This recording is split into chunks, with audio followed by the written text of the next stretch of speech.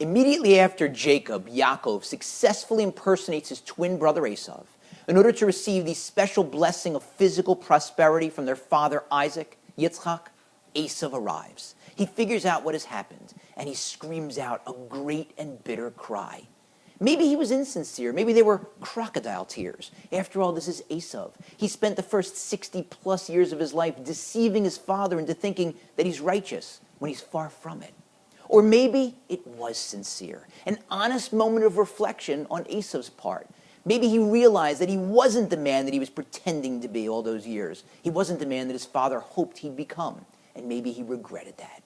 Indeed, if you look at Megillas Esther that we read on Purim, you'll see that Mordechai, a direct descendant of Yaakov, gets the news that Haman, a direct descendant of Esau, has convinced the king to sign an edict calling for the destruction of the Jewish people.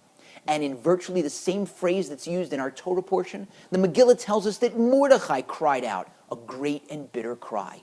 Certainly, his was sincere. Maybe it had to be, to counteract the sincere cry of Esau all those years before.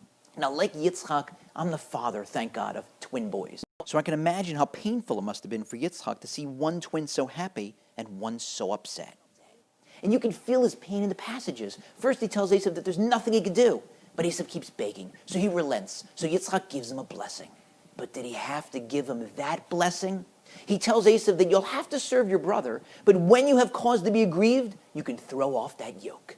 The commentaries explain that what that means is that when the Jews stray, our enemies, Esau's descendants, will be able to overpower us.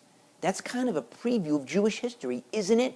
We move into an area, and we don't just blend into the woodwork. We do important things like discover the cure for polio and the theory of relativity. You'd think our non-Jewish neighbors would want to have us around, but consistently, they don't. Instead, throughout history, they enslave us. They burn down and ransack our holiest of places. They try to forcibly convert us. They expel us, or they exterminate us.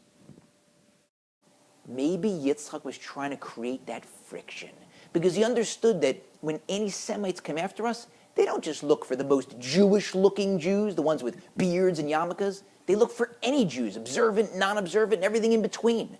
That forces us to remember our Jewish identity, to bind together.